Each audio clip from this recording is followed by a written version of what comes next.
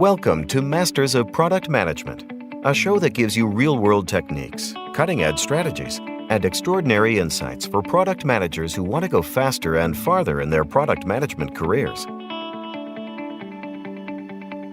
Now, here's the master himself, Stephen Haines. Welcome back, everyone, to Masters of Product Management. So if you asked 20 product managers if they interviewed customers to either uncover customer needs or validate a feature set within a user story or anything like that, or any motivation, they would all say, "Of course we do." Then let's take it one step further. Ask each one of them to describe the technique that they use, and I will put money on the fact that you'll probably get about 20 different answers. And let's peel this back one more layer. Find out or try to discover what was developed or conceived or envisioned based on those interviews and whether or not what they created hit the mark for those customers. And you will find a host of different responses, and I'll bet you'll get less than satisfactory outcomes. Now, you're all busy. You got lots to do. I'm going to share with you actually an interesting tidbit of some preliminary research that I'm doing, and that is, whether or not product managers actually are getting out or doing enough customer interviews. And roughly, there's a belief that they should be out and about 50 or 60% of the time. And then one of the other questions talks about, well, how much are you actually doing it, and how much are you actually conducting those interviews? And it's about 20. And I think it's even less. So stay tuned. I'll have some more information on that shortly. Anyway, but wouldn't you love it if your user stories were accurate and developed with the right context that actually delivered a feature with an experience or value prop as what you envisioned? And that's, I think, the challenge. And that's really the topic of the show today, is how to interview customers. And today, I really have the honor of talking with a really wonderful human being, a Class A professional in the field. Her name is Teresa Torres. And she's going to help us with some tips on how to be a better interviewer. And so, Teresa, welcome to the show. Thanks for being here today. Thanks, Stephen. I'm excited to do this. Yes. So I'm not going to read a bio. Could you tell our audience members a little bit about who you are and what you do? Yeah. So I work as a product discovery coach, which is kind of a mouthful. It basically means I help product teams, so product managers, designers, software engineers, figure out what they should be doing. And we do that through customer interviews, rapid prototyping, and product experiments. That's very cool. I love the topic of experimentation. I hope we get a chance to talk about that a little bit. Now, we've spoken previously about this, and the intro talks a little bit to the point, and it's like maybe leading the witness. But can you talk to the audience a little bit about what the heck is going on, and why this is so important for product managers and things that you may see that are problematic? Yeah, so I think the hard reality is that we still have a lot of product teams who don't interview their customers.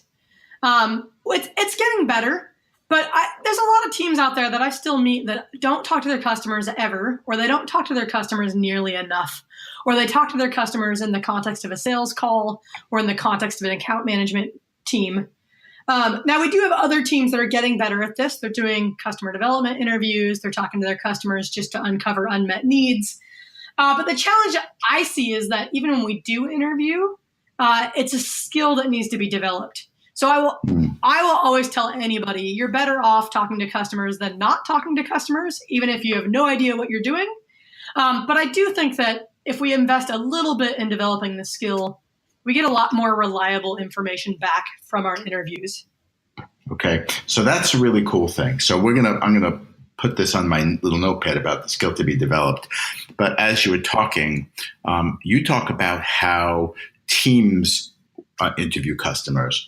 And when I talk to product managers, it's not that they have like this whole army of people who are going to go out and do listening. But in my own career, when I would do on-site visits and interviews and observations, I'd have at least 2 or 3 people with me. because I don't see things that other people see, which is still the case in my life. But who are these people and how do they get throttled to participate in this? Yeah, so when I say product team, I usually mean a product manager, a product designer, at least one engineer. With interviews, obviously, the more people you have in the room, the more uncomfortable the interview participant's going to be.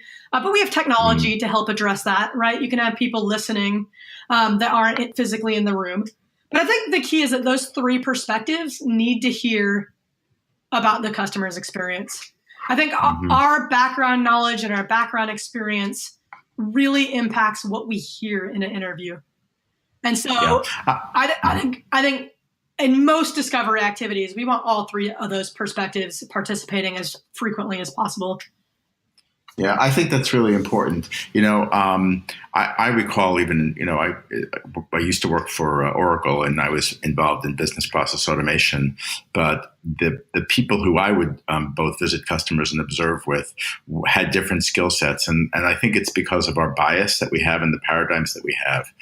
Because I see things through a process lens, not necessarily through a design lens. And having a user experience person with me or with a product team is, I think, a really important thing, or a designer, as you would say, correct? Yeah, I think the same is true with engineering. So oftentimes a customer, because they don't have a lot of knowledge of what's possible with technology, might talk about something that a product manager or designer would just dismiss because it seems too pie in the sky, where that might actually motivate an engineer to go figure out how to do it. Yeah, that's true as well. Okay, so we have the team down. We have to have a group of people who can both observe and hear and process from their perspective. So that gives us one anchor point. But then we talk about this skill that has to be developed. What is this skill, this interviewing and anything else that's surrounding that particular context? Yeah, so the first thing I'll share is that I think if you're not learning surprising things in your interviews every week, your skill probably needs to be developed. So I hear all the time from product teams that say, yeah, we do interviews.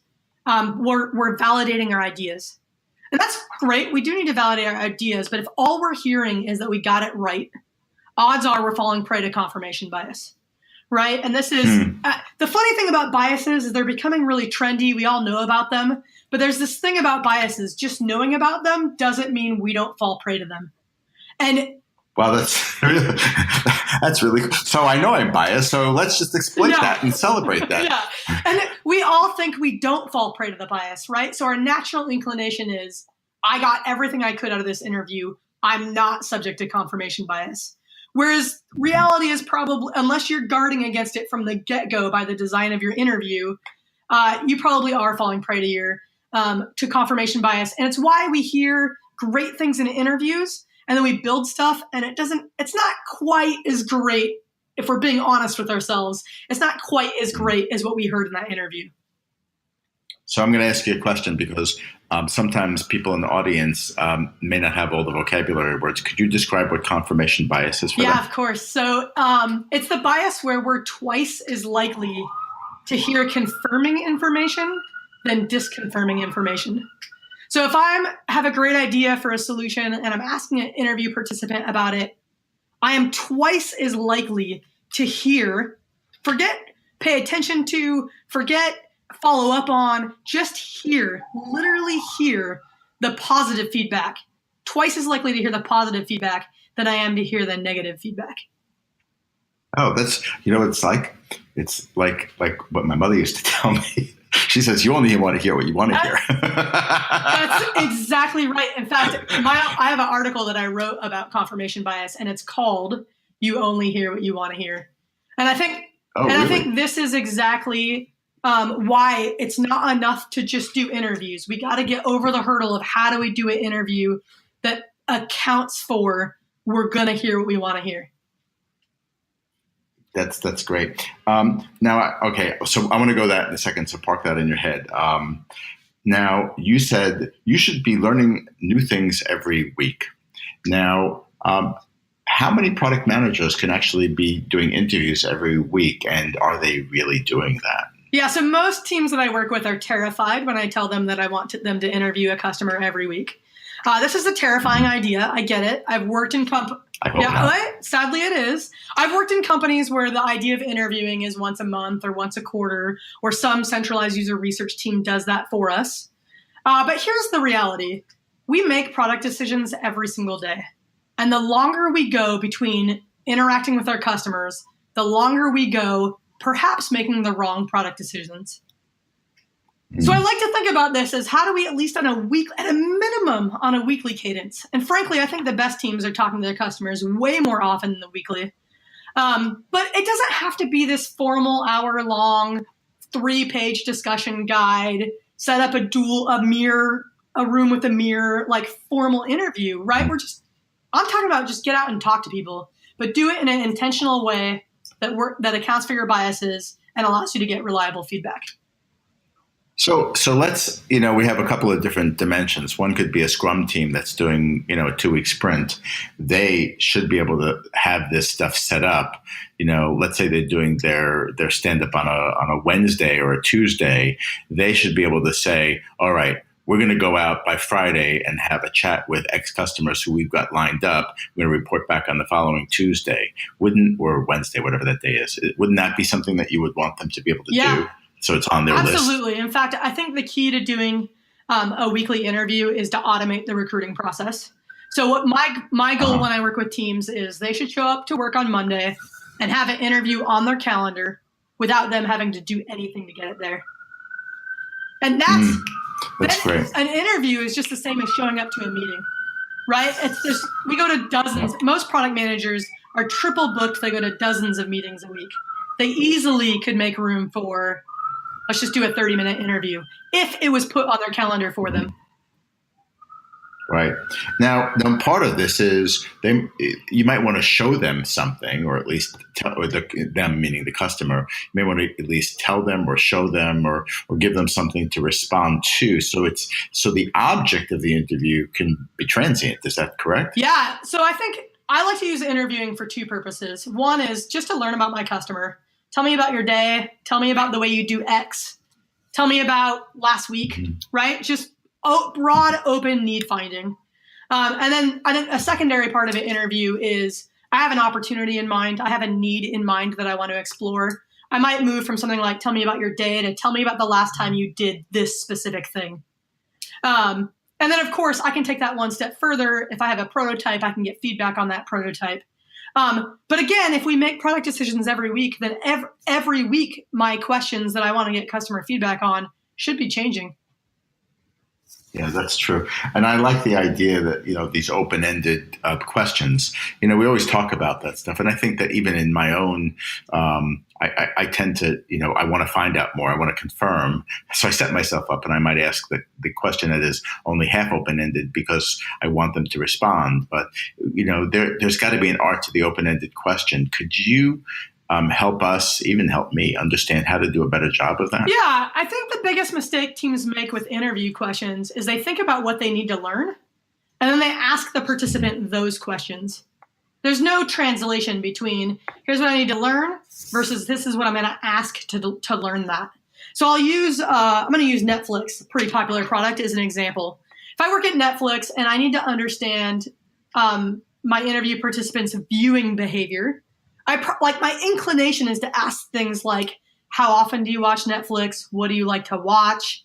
Maybe do you binge watch? Right? This is what I want to learn, but it's not a great way to ask the participant. Because Stephen, if I ask you, how often do you watch Netflix? First of all, you may have never stopped to think about how often you watch Netflix, which means your answer isn't much better than a guess. There's other things that can come into play, right? Like maybe you don't really want to tell me how much you watch Netflix because you're embarrassed by it. So there's a lot of challenges with these direct questions.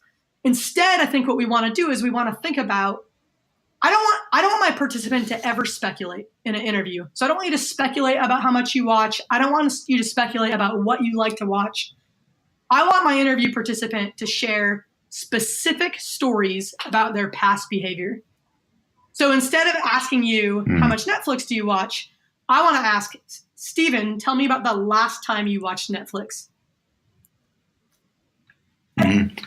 Like I was watching it and then I got interrupted and then I lost my place and then I went and did something and then I didn't remember what episode I was on, that kind of stuff. And then I got distracted. I mean, that you want to know about my behavior. I want to know the whole story. I want to know where you were. I want to know what triggered it. I want to know what you were trying to accomplish. I want to know what device you were on. I want to know if it was a good experience. And this is something that, this is where I think the art of interviewing comes in.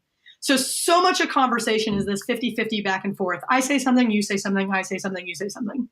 So when we ask someone for a story, they tend to tell the most abbreviated. Like if I said, tell me about the last time you watched Netflix, you'd probably say, oh, I was watching 4 episodes of Breaking Bad on Sunday.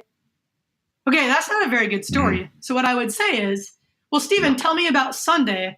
What were you doing right before you decided to watch Netflix? Great. Now talk me through it. I want all the detail.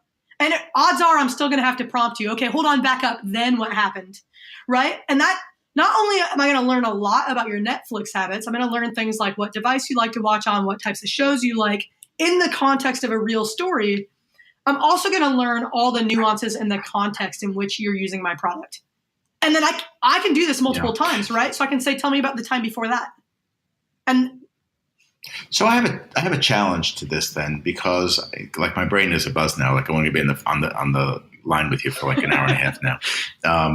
But now I have been accused of not remembering all the details of a situation. Like, you know, you did this and what happened, and they end up coming out over periods of days. So if somebody actually asked me the question about how to describe that experience, I'd come up probably blank, and you'd probably get really frustrated and beat me with a bat. Are there people who make good interviewees versus bad interviewees? So I think maybe more of what's an issue there is timing. So I don't want to ask you about something you did last month, right? That's not going to be very reliable. And so this comes into play with recruiting. If I need to interview somebody about their next Netflix behavior, thankfully I can look in my database and see who's watched Netflix recently and interview those people. And then even so, you may still not remember, in which case I just need to move on to another type of story, right? I don't want to force you to remember, because now you're likely to make things up. So you have to, so the interviewing team, I'm going to go back to the team, has to have, they sort of need to know who this person is, and they need to have some context around what it is that they're looking for, and perhaps even have rehearsed a little bit beforehand. Yeah, I mean, is that absolutely. I think preparing for the interview is critical, right? And so we tend to think about preparing as writing a 3-page discussion guide. And all that does is it makes the interview about what you want to learn instead of about what the participant wants to share. And if we want reliable feedback from the participant, we have to care about what they care about.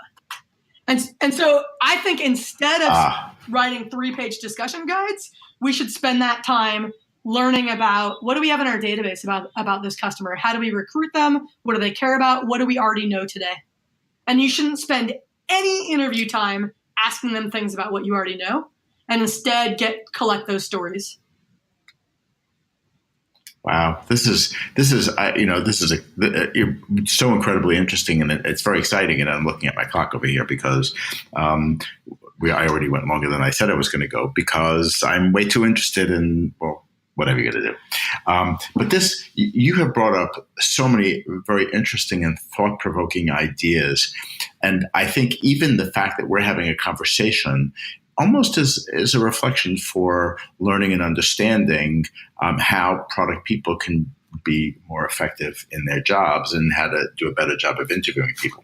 But if there's one thing that I've learned, Teresa, and that's this, that this is practice. And the product manager and the product teams need to do this on and on and on. And this idea behind doing it every week produces a discipline, or induces this discipline, that I think really would lead to better practices and better outcomes. So I think that's really outstanding. And I wanted to thank you really for taking your time and being on the show today, because again, this is inspiring and insightful, and it's something that's very, very important for product managers to think about. And I'm going to leave them, and I'm going to leave people in our audience with a thought. this notion behind I don't have time and I'm going to too many meetings or I don't have any budget is not acceptable anymore. The world has become so incredibly competitive, and I'll go back to something that in my product management workshops, when I ask people how often are they talking to their customers, how often are they interviewing or visiting, and we see less than 10% of the time, how do they know that what it is that they're working on will actually hit the mark? And it goes back to what I did when I opened up the conversation today. So that said, thank you so much today, Teresa. It was really amazing. And I hope that we have a chance to talk in the future about some of the things that you're working on. Yeah, so absolutely. Thank you very much for that. Stephen. You're quite welcome. And for you in the audience, if you have a topic you'd like me to discuss or are interested in training, coaching, or other product management resources, please do reach out to me through the contact form at Sequent Learning Networks or through LinkedIn or Twitter or anything like that. And remember, you can always find these podcasts and refer to your friends on iTunes and Stitcher and all those great resources. Again, thank you so much for listening in, and we'll see you next time on Masters of Product Management. You've been listening to Masters of Product Management with Stephen Haines. If you'd like to take your career to the next level with additional tools, training, coaching, and books, be sure to visit Sequent Learning Networks at sequentlearning.com.